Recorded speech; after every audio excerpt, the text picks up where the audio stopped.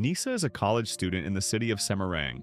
She lives a simple campus life and has a close friend named Manda, someone she can always count on. One day during class, Nisa meets a young lecturer named Aris, who steps in as a substitute for the sociology course in her class. Aris is a scholarship lecturer who completed his studies abroad, so he quickly becomes a favorite on campus.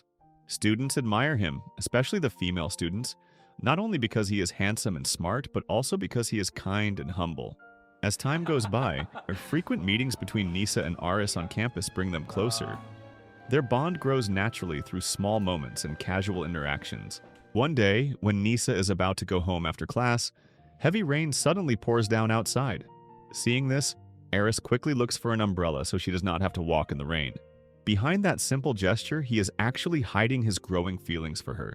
His sincere attention makes Nisa admire him even more, until their relationship slowly changes from lecturer and student into a romantic couple. Eventually, Aris visits Nisa's family home in the city of Salatiga. Nisa has a younger sister named Ronnie, who is still in school. Their father passed away when Ronnie was only 5 years old. According to their mother, growing up without a father figure made Ronnie more spoiled and dependent. Nisa is the opposite. She is independent and used to taking responsibility from a young age. Nisa also has a talent for baking. Her cakes taste so good that Aris fully supports her dream of turning that skill into a real business. As their relationship becomes serious, Aris gathers his courage and asks Nisa's mother for permission to marry her.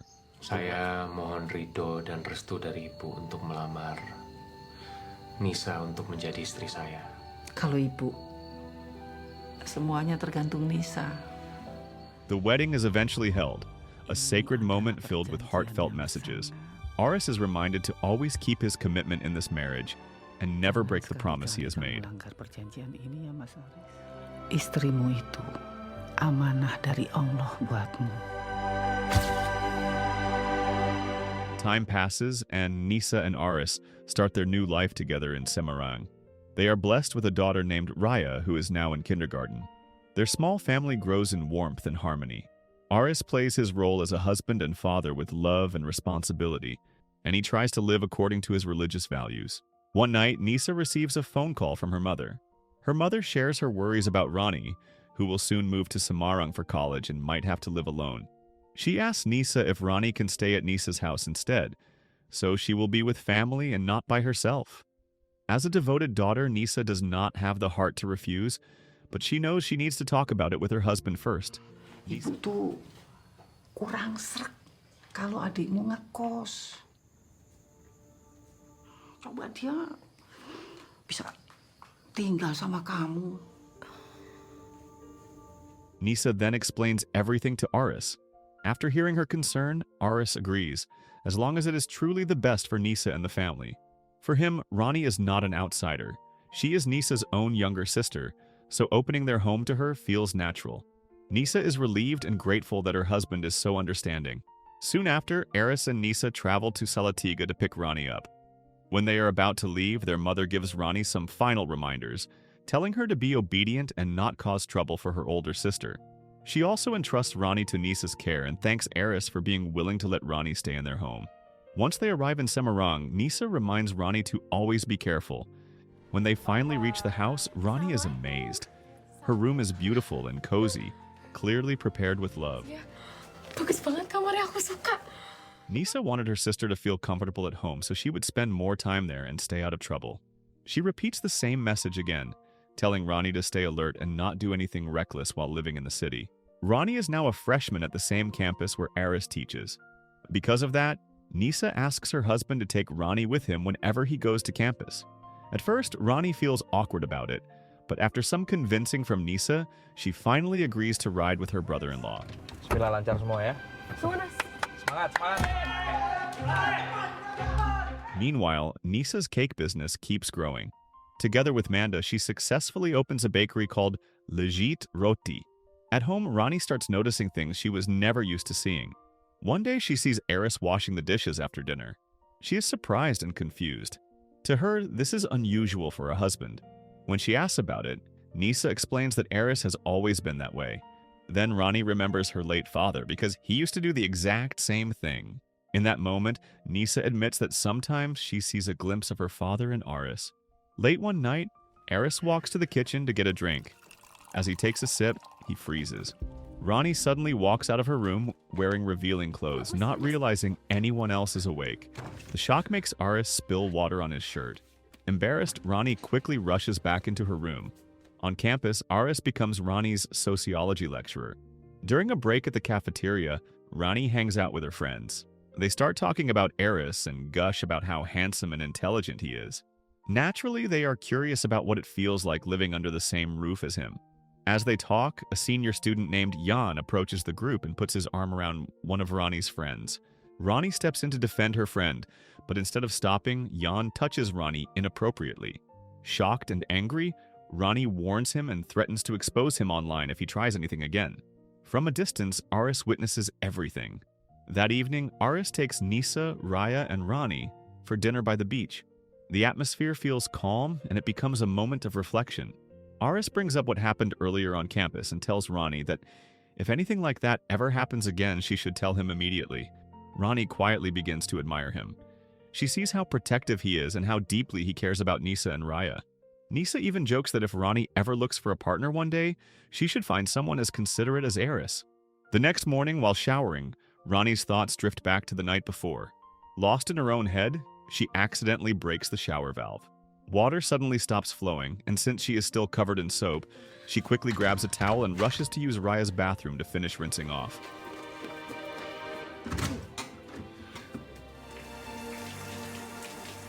Not long after, Eris arrives home carrying little Raya, who has fallen asleep in his arms.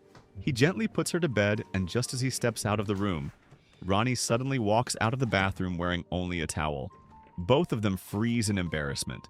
The moment is awkward, unexpected, and neither of them knows how to react. Later that night, Ronnie stays late at the campus library, completely absorbed in her book. While she searches the shelves, the lights suddenly go out.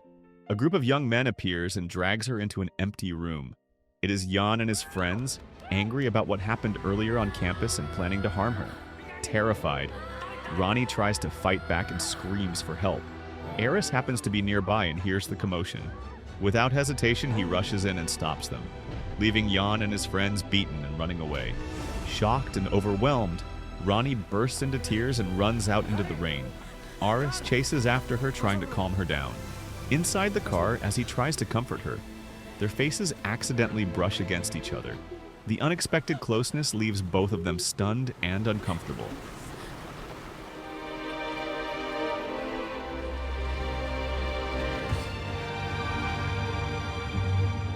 When they arrive home drenched from the rain, Nisa immediately wonders what happened. Overwhelmed, Ronnie breaks down in tears and runs to her room.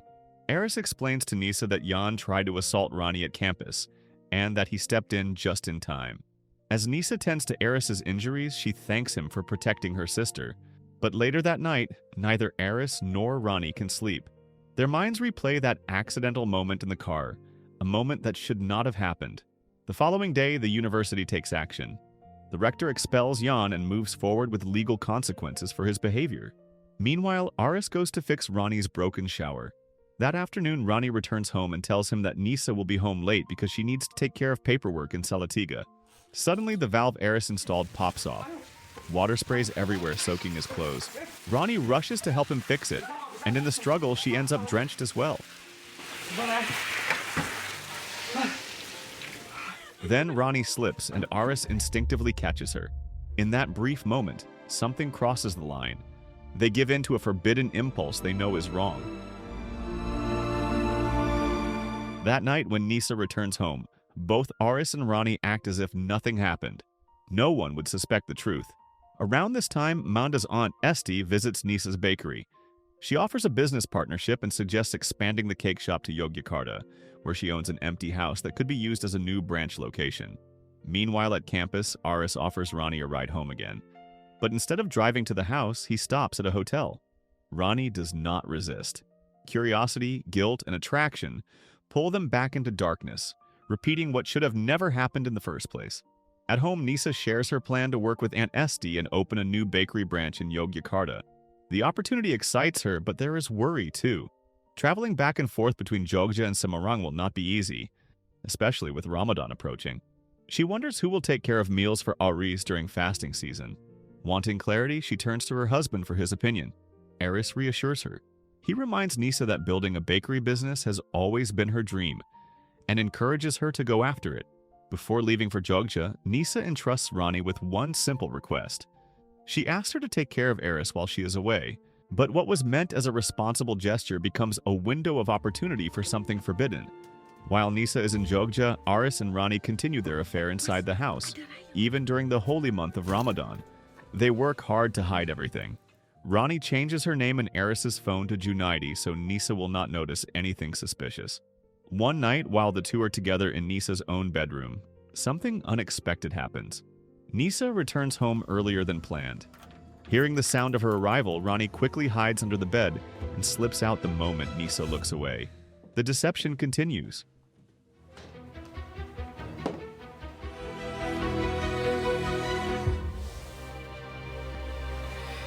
Time goes by, and soon it is Eid. The family gathers in Salatiga to celebrate. In the middle of the joy, Nisa's mother starts sensing something unusual. She notices the way Ronnie looks at Aris, and it raises concern. Before they return to Semarang, she pulls Ronnie aside and warns her once again to stay mindful and not behave recklessly. Back in Semarang, Aris begins making excuses to leave the house so he can spend more time with Ronnie. Nisa starts noticing his behavior. Something feels different. Something feels hidden. She confides in Manda, who suggests checking Aris's phone. Manda reminds her that the most dangerous storms give no warning. That night, while Aris is asleep, Nisa quietly goes through his phone. Her suspicion grows stronger. The next afternoon, without warning, she shows up at his campus. Aris is startled. At that exact moment, he was supposed to meet Ronnie. Nisa smiles and says she just wants to have lunch with him. With no other choice, Aris cancels his plans. Meanwhile, Ronnie is frustrated. She feels ignored and believes she is nothing more than a distraction to Aris. He tries to comfort her later, telling her she has brought something new into his life. But the damage is already forming. The next morning, Aris tells Nisa that he needs to pack because there will be an office event, and he must stay overnight at a hotel. Nisa does not buy it. The sudden plan sounds too convenient. Her suspicion reaches a breaking point. Without hesitation, she heads straight to the hotel to see the truth for herself. When Nisa arrives at the hotel, she goes straight to the front desk and asks whether Aris has checked in. But his name is nowhere on the list. Before she can question it further, she suddenly spots Aris walking out of a meeting room with Junaidi and his colleagues. Aris seems surprised to see her there. Calmly, he explains that he did not end up staying at the hotel because the meeting finished earlier than expected. He then invites Nisa to sit with him in the lobby. There, Aris shares what sounds like good news. He tells her he has been promoted at the university, which explains why he has been so busy and acting differently lately. Hearing this, Nisa feels a mix of relief and guilt. She apologizes for doubting him and convinces herself that her fears were nothing more than misunderstanding. But behind that carefully crafted moment, there is a truth Nisa does not know. The meeting at the hotel was never originally planned. It was part of Ronnie's idea to make everything look normal if Nisa came checking. Since Nisa had once confided her suspicions to Ronnie, Ronnie predicted exactly how she would react. And she was right. If Nisa believed there was a legitimate work event, then she would stop questioning Aris. So Aris convinced Junaidi to move the meeting from campus to the hotel, and once Nisa was reassured, the affair continued comfortably in secret. The hotel became their safe place, especially during the daytime when no one would expect it. Junaidi soon figured out what was really happening between Aris and Ronnie. With a joking tone but a serious meaning underneath, he warned Aris that lies never travel alone. They always bring chaos, conflict, and eventually destruction. Then one afternoon, everything shifts. Nisa calls Aris, but he does not pick up. She tries calling Ronnie next and asks her to tell Aris to answer. At that moment, both Aris and Ronnie are together at the hotel again. Aris finally answers and lies, saying he is still on campus. Nisa tells him the highway is blocked due to an accident and she cannot pick up Raya. She asks Aris to pick up their daughter instead. The call ends, but Aris accidentally presses the wrong button on his phone. Suddenly, Nisa hears something she never expected. She hears Aris and Ronnie talking intimately in the hotel room. Not strangers, not rumors. Her own husband and her own sister. Shock floods through her. She freezes, unable to move or speak. Her heart sinks as the truth unfolds in real time, raw and undeniable. She begins recording the call, her hands trembling, tears falling. In that moment, betrayal becomes real. Sadness, anger, disbelief, and heartbreak collide all at once.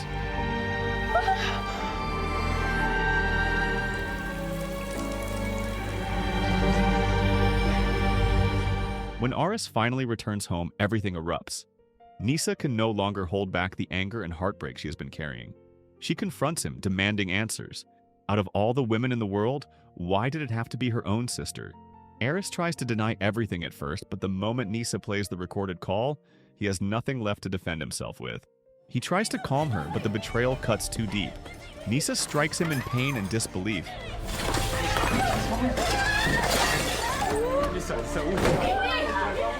Then, while still in shock, she finds something hidden under the bed. A prayer bead bracelet she once gifted to Ronnie.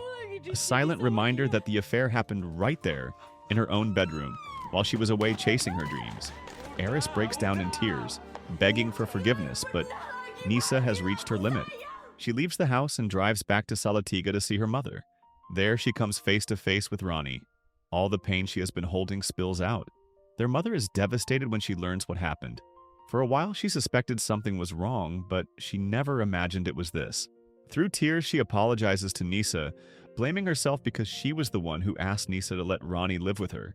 She feels she failed as a parent. But instead of remorse, Ronnie snaps back.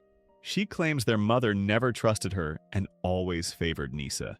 That is the final trigger. Nisa slaps her again, and what begins as an argument spirals into a full fight. In the middle of the chaos, their mother collapses. She is rushed to the hospital. The diagnosis is serious, a brain hemorrhage that requires immediate surgery. The operation succeeds, but the doctors warn that her memory may not return. And when she finally wakes up, the warning becomes reality. She no longer remembers the past. She asks to live with Nisa, and with no choice, Nisa agrees. Even though her heart is still shattered, she brings her mother back to Semarang. Not because she wants to return to Aris's home, but because her mother needs her. Back at the house, Aris tries to approach Nisa again, but she no longer responds. To her, the house feels cold, heavy, and full of memories she never asked for. She later confides in Manda, still trying to understand how everything fell apart. She starts blaming herself, wondering if focusing on her bakery made Aris stray. But Manda reminds her that Aris made those choices on his own. It was never her fault. Meanwhile, Raya, too young to understand the complexity, quietly asks her father why her mother keeps crying. One day, while Nisa sits beside her mother in prayer, a sudden sound breaks the silence. Ronnie is in the next room, throwing up uncontrollably. Confused and startled, Nisa goes to check, and the truth hits like a storm. Ronnie is pregnant, and the father is Aris. The news shatters whatever was left of Nisa's strength. She confronts Aris again, this time with even deeper pain. She feels her life has been torn apart twice, first as a wife and now as a sister. Aris breaks down, unable to explain, unable to fix what he has destroyed. Ronnie cries too, apologizing through guilt and shame, knowing there is no way to undo what has happened.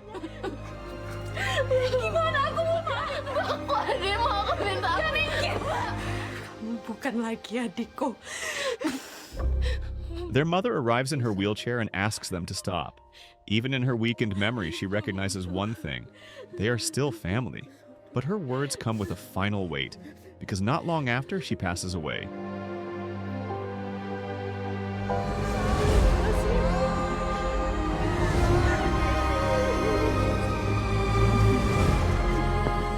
After the funeral, Nisa finally makes her choice. She leaves Aris. Raya cries, too young to understand why her parents cannot stay together. But Nisa knows that staying would only continue the pain.